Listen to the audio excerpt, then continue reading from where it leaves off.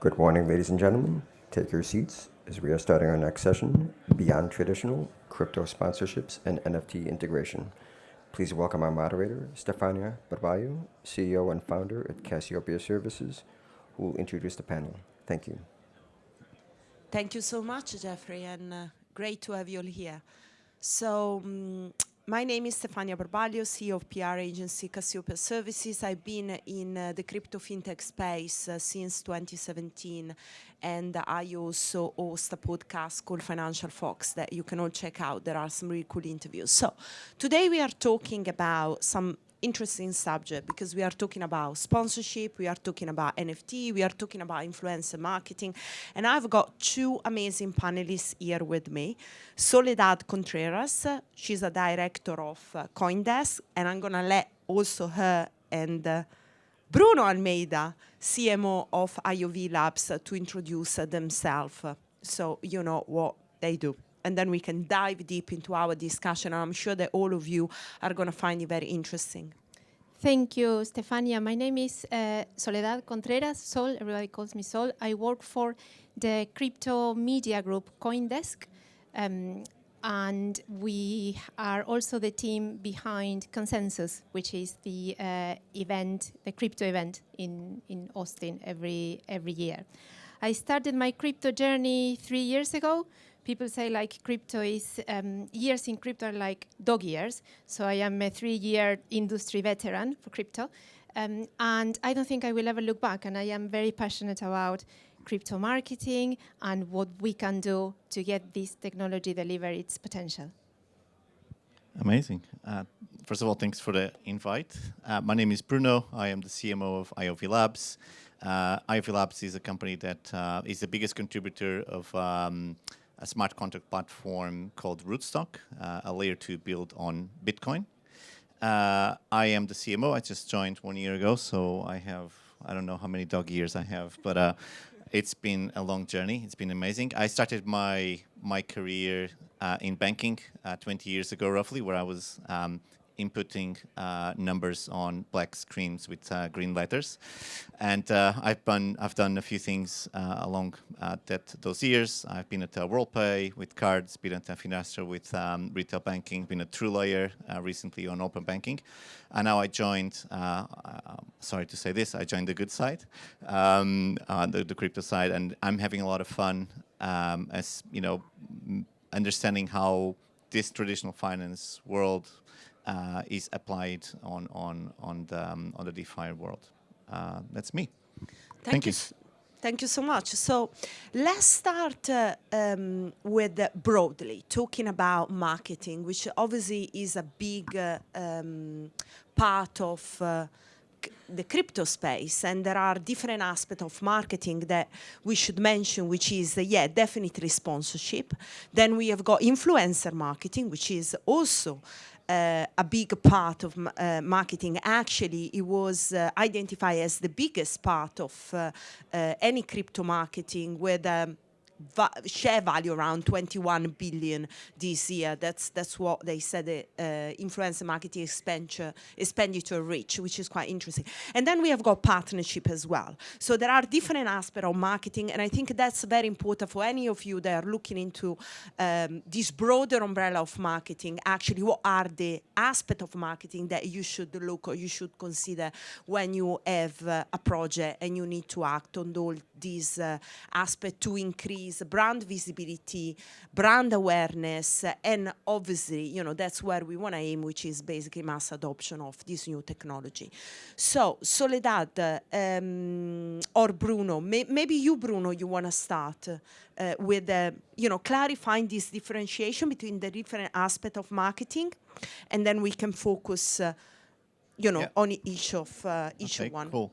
So I think there's a lot of things to consider. I think, like you said, sponsorships is a big thing. They serve one objective. I would say, if you think about, for example, companies sponsoring football clubs, they are there for the brand recognition, and in a way, get some brand associations as well, the unique associations. But they are there for the brand recognition. They're tapping into that audience, which is in a way, and apologies to say this, in the crypto world is very male dominant. So it's easy to find football clubs or sports clubs being sponsored by crypto, because that's where the audience they want. Then there's the influencer marketing, which is similar to us at IOVLabs. We have a community that we cannot control. There are people that love rootstock, and they get together and they speak about rootstock individually. So that's the influencers or the ambassadors. What we can do, we try to give them information, the right information. We try to educate them, but there's nothing we can do other than just supporting them.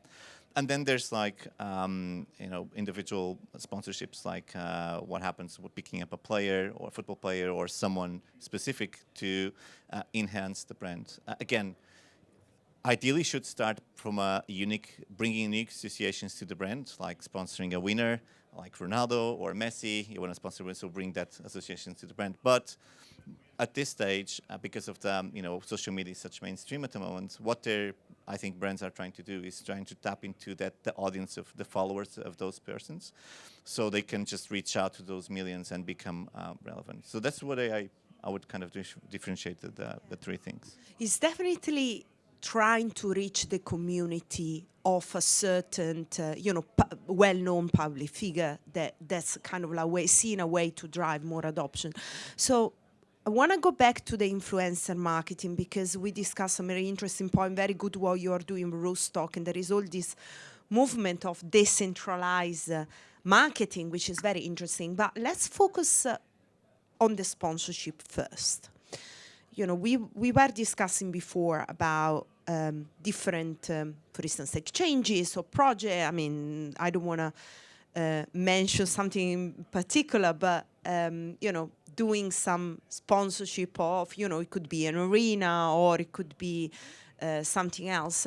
How valuable are those sponsorships in helping, the visibility of certain projects?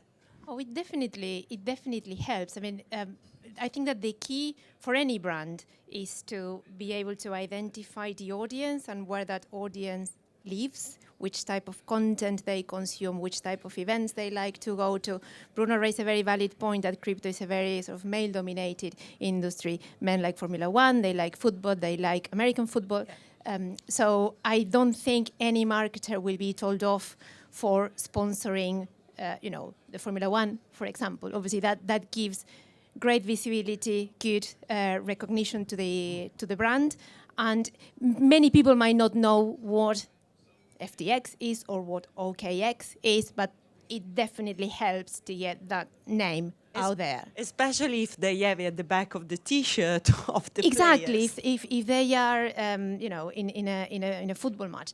Now, with regards to the what you were mentioning before about decentralizing marketing and the influencers, we need to be realistic that many people who are projects that are starting, they probably don't have the funds to hire Messi, to hire these top influencers, because at the end of the day, what they are tapping is their following.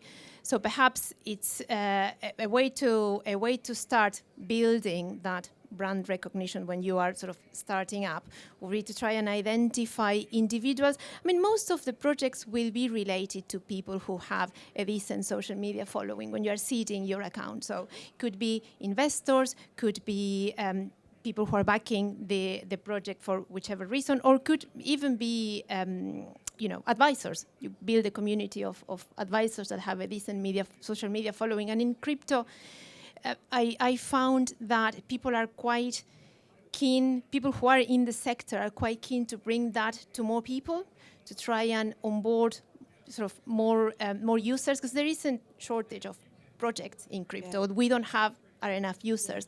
So I think trying to build, if you cannot, as 99.9% of projects won't have the money to pay Messi or Ronaldo or whoever to be a brand ambassador, perhaps try to build that endogenous influencer marketing campaign through people that you trust and can be associated with the project. I like what you mentioned about the advisor, because it's a good point. As you are developing your project, even the value that an advisor can bring in terms of his own community as a key opinion leader. I think that's also important. And then the user, obviously, you know, I use your technology, I find the value, and then I can be an ambassador for the project. But Bruno, go on with telling a bit about what you're doing at Rootstock with your decentralized way to engage with the influencer. I think is very interesting. Yeah. You know, IOVLabs, we focus on a vision called Everyday DeFi. There's what we call Advanced DeFi, which is the way people use crypto in Europe and North America. They use it, you know, to transfer, but they use it also for speculation and get rich quicker, as some people say. But I think the reason why I joined IOVLabs and the reason why I feel there's another part of the uses of crypto, which is the one that is relevant to me, is what we call everyday DeFi, which is people being able to use crypto to protect their income from hyperinflation, or to send money overseas, like on remittances really quickly, or just to have access to a bank. So. If you go, for example, with Argentina, I've been in Argentina 2 weeks ago, which I love the country a lot. You will see that people get their money, their wage, their salary in pesos. They put some pesos aside for the everyday transaction, and everything else they put on stable coins in crypto because they cannot buy dollars. So that's the foundations, the principles on which crypto is being used, for example, in Argentina. Going back to the influencers, because of what's happening, people are very committed in Argentina to make a big deal about crypto, because it's a libertarian, going back to Milei now, liberal and libertarian, and they're very passionate about what we're doing and what's happening, these solutions in Argentina. So what we do, we try to engage with them. We try to bring people from our company to continue to give information about the roadmap, the things that we're doing, our vision, the projects we got, so that in a way we kind of control the message, but they are free to go and say whatever they want. What we want to do is to help them to have the right information to when they go and do it. We believe in decentralization as a key principle of what we do, and for that we walk the talk, and we've given, for example, we have channels that are completely owned, are powered by us, supported by us, but they are completely owned by the ambassadors for them to convey the messages they want about. And I think that ultimately that's what you want. You want to be able to decentralize that marketing function, which for a Web2 marketer sounds like, oh my God, we want to tell sort of the users who we are, what we do, why we're good. It's about, in Web2, it's about controlling the messaging, whereas in Web3, you look at not that sort of top-down messaging, but that messaging coming from the bottom up, from the users themselves, which can be scary because not being able to control that. But I think if you set the tone, your community will organically grow, and they will be the best ambassadors of your brand. 100%. I think I remember 2007, I did a master's on tribal marketing, and I was studying this topic, and I became aware of communities and tribes, and I remember studying what's going on with Harley Davidson or Hello Kitty or other brands where people tattoo the motorbike logo on their leg, and they just or for example Toyota Prius, when they started, every time a Toyota Prius crossed the road, they will flash to each other and say hi because they were part of the tribe. So crypto or it's just another community. There's leaders, there's artifacts, there's rituals, there's a lot of things that happen. It's just another community that is engaging. Some of them more passionate, some of them less passionate.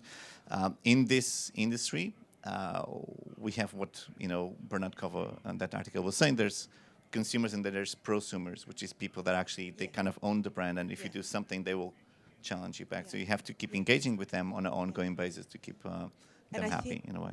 think empowering people really makes marketing, this way of doing marketing, decentralized marketing, much more powerful than, you know, a Web2, where you pick your influencer or your ambassador or your celebrity, but then those might not be the right people. You know, they may be using your technology or they are your customers. So it's always better to empower, you know, the community. So if we talk a little bit about partnerships, because partnerships are an important part of building the community. Sometimes could be partnership with another project that get the two community to get together. So partnership has been used as well as a marketing tools, right, for many projects. Maybe Soledad, maybe you can comment a little bit on that. Yes, I think as I was saying before, there is this drive within the crypto community to try and bring more people into the sector. So I think establishing partnerships with other projects, try to get your sort of communities together. I think something that we cannot ignore is the power of the meetups. I think that when you go to industry conferences, industry events, and here in London, you know, there is a crypto event every evening, I should say, because crypto seems to party only by night. But I think that that's when you start meeting people and establish channels where you can both collaborate. So I think because many of the developers tend to be sort of coding. It's a very sort of inward type of job.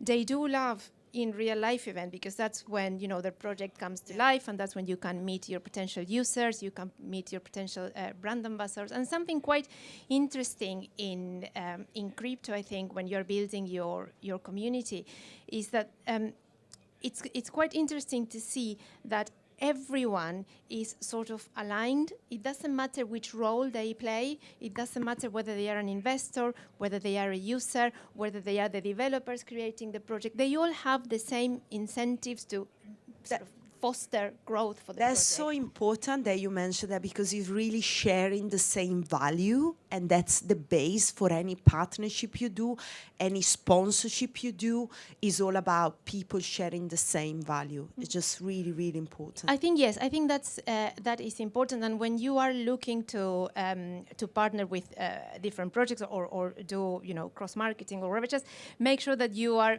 sharing the same the same ethos and values. Yeah. So very, very good. Now, before we get into the NFT integration for community, which is a very interesting topic, just want to make a note about sponsorship, because you mentioned about being, and also you, Bruno, about being a male-dominated industry where you kind of tend to pick the male, influencer. I think there is an opportunity here to, if we want to go mass adoption, to look perhaps and what are the women community, the diverse community, it's not just about women, it's about, diversity, which is an important message to communicate and make a point. Now, NFT integration. You are both doing something super interesting. So I'm launching my own NFT project with my podcast, but let's talk about NFTs for community. I think if I were to give an example on how we embraced the NFT technologies at CoinDesk, and remember, CoinDesk is a media company. It's not a crypto company, although we leave crypto.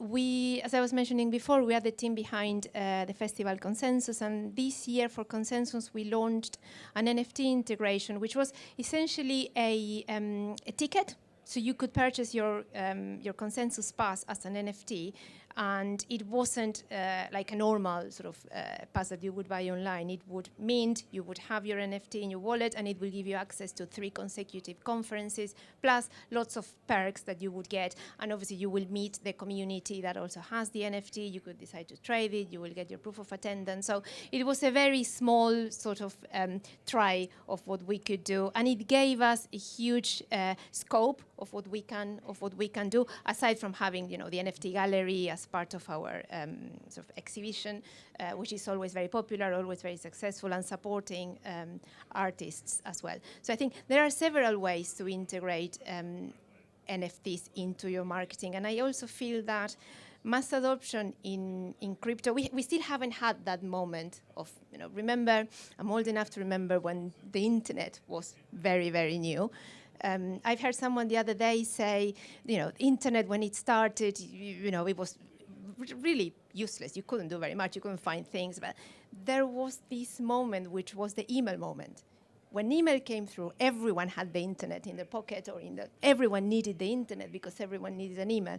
I don't think we've had that yet with crypto, and it will come. And I feel that most probably, rather than coming from finance, I feel that it will likely come from a company like Coca-Cola or McDonald's or Pepsi, or as Starbucks is doing already, launching loyalty programs that have an NFT component. So suddenly your Starbucks cards is no longer, it hasn't been plastic for a while, but now it's actually an NFT wallet, and you have all your rewards as NFTs, and then you start trading them.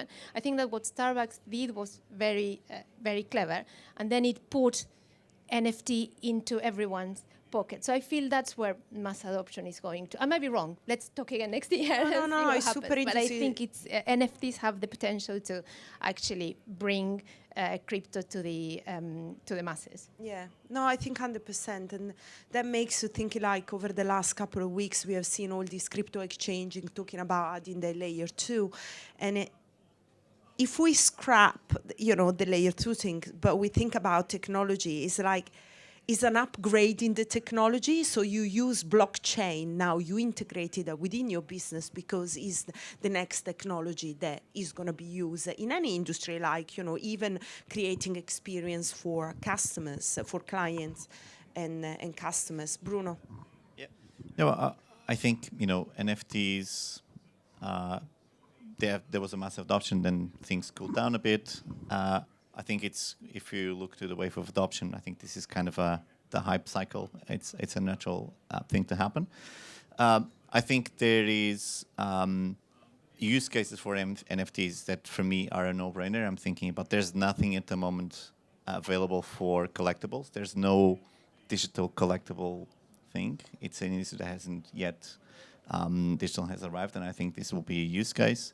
But one of the use cases that I'm more passionate about is the sponsorship and ticketing coming all together. So you, by buying a ticket, you can also, as a fan, if you buy repeated, tickets, if you are a verified, because you're speaking about trackability about NFTs, because you can see if someone attends an event or not by buying a ticket. If it's a verified fan, you can actually deliver experiences which are unique for those fans. Or Starbucks. Starbucks has 20 million pounds in deposits. So is Starbucks a bank? So they are providing, I think they can provide unique experiences. The other example that I think, or the use case that I see in the future happening with NFTs and with tokens is about, supermarkets. It's really hard to get loyalty. They are always working on loyalty programs. If you do, for example, cashback on the tokens that the supermarket issues, and then based on on that customer being loyal, you can deliver, this kind of verified loyal programs. You can actually give them specific access to specific experiences, like, join our cooking club or have a session with one of the chefs to help you, cook vegan foods. I think there's loads of use cases that when you cross and you connect the dots with the tokens, with the sponsorships, with ticketing or other things that you just create unique stuff for the end consumers. I think we probably would need another session for this, but what you mentioned about loyalty, I don't think that there are stats in the UK or Europe as there are in America. In the US, people are mad about collecting their points and their loyalty programs. Imagine if you can have those loyalty programs on chain, and rather than having 25 different cards for 25 different loyalty programs, you can integrate them all into one, and then you can start trading your points, your miles for your sort of supermarket points. And I think that will come. It's a matter of the technology sort of getting there and the users feeling comfortable about having all their points sort of connected. But I think that the most valuable thing about having the data on chain is that you can see all your clients' movements and behavior, and if you can integrate all those different loyalty programs, then you have access to a very powerful data with the consent of the customer. Let's remember that, because they are consenting to you rather than now when you need to sign your life with Google to give them all your privacy information. No, 100%. Then there is the issue about identity, which is very important. And but let's not get into that. Let's talk a bit about marketplace, because we have been mentioning obviously some really valuable use case of NFTs, and brand are issuing those NFT, and we saw over the last couple of years big marketplace. Reinventing themselves as well. I saw some now they are focusing on tokenization rather than NFT anymore, because the picture, profile picture, they don't sell as much. How do you see the future of marketplaces, and how important is the interoperability? Is going to be one marketplace? It is not an easy topic, but I think, like everything that is new, it has its own stages of maturity. I think it started for like art galleries and, people just buying and selling. I think there's other use cases coming as well, which, could be interesting. But I'm more on the DeFi world. So that's where I would say, there's applications again on NFTs that will be, or ordinals that will be great for like, for example, real asset collateralization. So if you're just getting a loan, you can have an NFT that actually, there's kind of a collateral out there in the real world that it can use to get a loan to reduce the risk for the lender. But yeah, I think it's early stages at the moment, trying to find a solution, trying to find a problem for the solution, and yeah. Yeah, I think what you've said about an NFT being a valuable asset to have as a collateral for a loan is interesting. Then there's also use case which has started particularly with luxury brands, the certificate of authenticity. Remember, an NFT at the end of the day is unique, is something that cannot be altered. So if you say buy a Rolex or an expensive watch that comes associated with an NFT that certifies the authenticity of the watch, when you trade your watch, you trade it alongside the NFT, and those two things, the real asset, the real world asset and the NFT sort of coexist as one thing. So again, imagine in the not too distant future, all the deeds for properties and things, all that has to be on the blockchain. We need to move on from all this paper world. I agree. And for example, you go into a marketplace and you want to buy a collectible, and traditionally NFTs have been known for like the board monkeys and things like that. But now, for example, in Italy, that's happening every time you score a goal or on a game. It's an important goal. What they do is just they pick the ball, they seal it on a bag in front of a camera. The ref picks the ball. They show like the reference number, and they issue an NFT, which you can buy that NFT, and you know that was actually the ball that actually happened. So, for example, it brings authenticity, it brings validation, verification to things like Louis Vuitton is doing this for their bags. They face a lot of issues with fakes. For them, it's like a solution. Absolutely, it's a very practical case, but also for brand, since we are focusing on sponsorships and brand loyalty, I think that for brands, particularly aspiring brands or high-end luxury brands, perhaps not everyone has 5-10 grand to buy Gucci bag, but you might buy the NFT of the bag and start your digital collective. I know it sounds crazy, but for me, it does, because I am old enough to have the analog baggage. But actually, when I see my daughters playing online, they want to look good on Roblox. They don't want to wear, black leggings. They just want to buy those digital things. So perhaps from a brand perspective, it's a good way to start building that connection with the customer that, yes, might not be able to go to Harvey Nichols and spend 10 grand on a bag, but might be able to have the digital collective. Like you said, as with the next generation, perhaps, as well. Certainly. Shall we get some question maybe from the audience? So we can make a bit more interactive.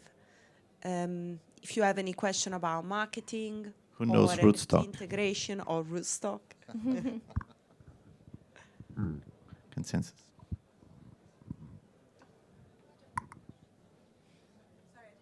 Okay.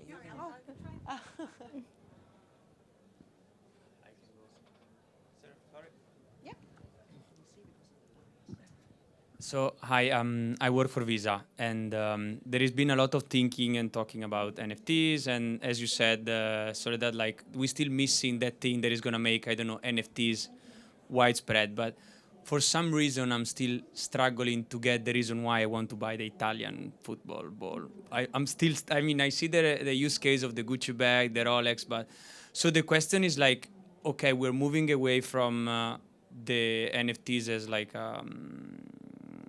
make money out of it, but more of a service. And like, if you want to maybe double down on this topic and see what type of use cases do you see growing, or that can, you know, make it as something that everyone will use it, because that's still something that it's in my mind. It's still like, okay, everyone talk about it, but like, where is this heading? So what's your name? Mattia. Mattia. Sorry. So think about perhaps without the NFT, if you don't have the NFT, you won't have access to buy the ball. That could be one. So I have the NFT, actually, I can buy the ball, I can buy the collection. It's like not a ticket. How we can Sometimes call it, they like do raffles. Yeah. It's, you know, it's, for example, there's a big industry of baseball cards in the US. You know, there is no yet, you know, big solution. It's starting, but it's not yet like massive, like, or you think about NBA as well. There's loads of things happening there. I think it's just collectibles is an industry like any other industry, and there was not a digital solution for a long time, but now there's one. It's just how do you connect the dots and deliver those experiences to the end users? That's where the future is going. Yeah. But I think even Soledad, even what she was saying about the ticketing for CoinDesk, if you have the ticket, then you can go to Consensus, you can access the series of podcasts about certain topic, you can participate in the side event with these key leaders.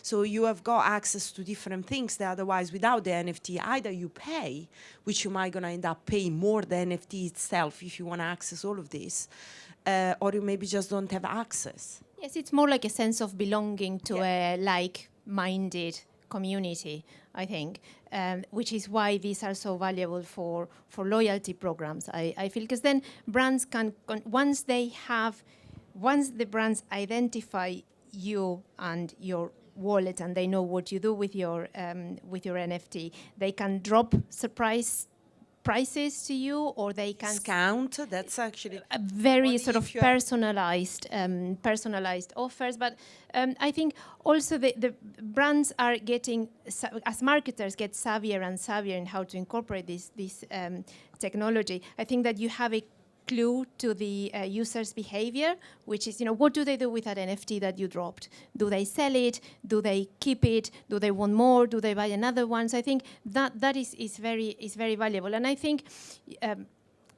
it would be silly to think that the best Web3 marketers are here with us. The best Web3 marketers are still training, because we haven't had, this is such a new sector and we are dealing with change all the time. And then we also have the regulatory baggage. If you talk, I mean, I'm sure Visa, which is also a financial services company, but it's not just financial services.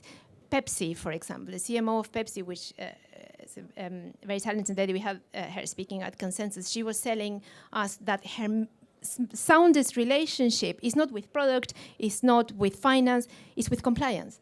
Because this is a new technology, so anything that they are bringing to market has to be compliant. And regulation, unfortunately, and I know this isn't a regulatory panel, unfortunately, it catches up with innovation. Innovation will always come first, and then you will have the regulator trying to curve or trying to give a framework to it. So I think it's a tough gig for Web3 marketers trying to deal with this technology. But I think, you know, there's so many ways that you can educate yourself. So many blogs, posts, social. You know, just keep keep up with what's happening. And I know it's a hard task, because you could spend your day in crypto Twitter and still not feel very educated. But I think it's all happening. It's not going anywhere. I promise you. I'm one of the best. Yeah, sure you are. No, but jokes aside, I think one thing that from the way I see it, that I would like to make it clear is in my vision, in the way I see things, and a lot of people put emphasis on in a different way. I see NFTs an enabler and not a solution. You can do the experiences that you want to do with giving restricted access. I remember 2014 there was this company trying to build a social media app that was verified that actually they were followers of Taylor Swift or someone, and then when they get X amount of data points to validate that was a real fan, then they will enable an X experience. They couldn't go live, they failed, and one of the reasons is because they couldn't get that verification done. So what NFTs do, they enable, they give the trackability, they give the verification, they enable a faster and more verifiable, trusted relationship for brands to be able to engage with their users in a different way.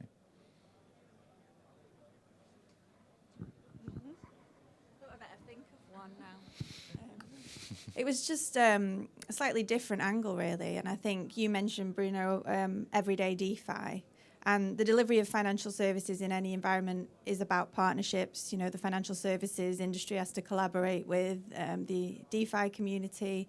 Is there a place for this kind of activity in B2B marketing? And how do decentralized finance businesses or crypto businesses communicate with partners in the traditional finance world? So should I go? So what we do at IOVLabs, so what we have, we try to attract companies to build on top of rootstock for, again, solutions that we believe are aligned to the vision that we have for everyday DeFi. We give a step forward on that, and we have a strong grants program on which we actually fund a business to come and build it.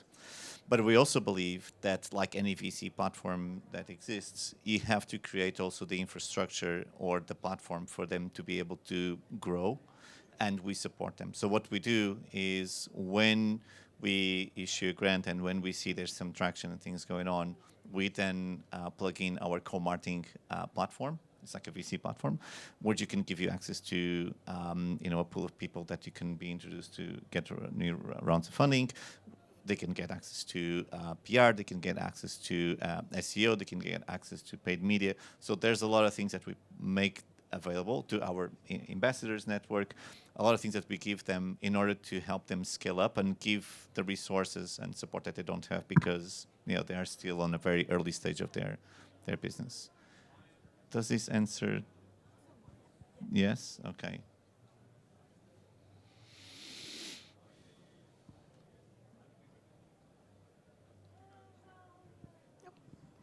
Any more questions? Okay, well, thank you very much, and a big applause to our panelists. Thank you. Thank you. Thank you.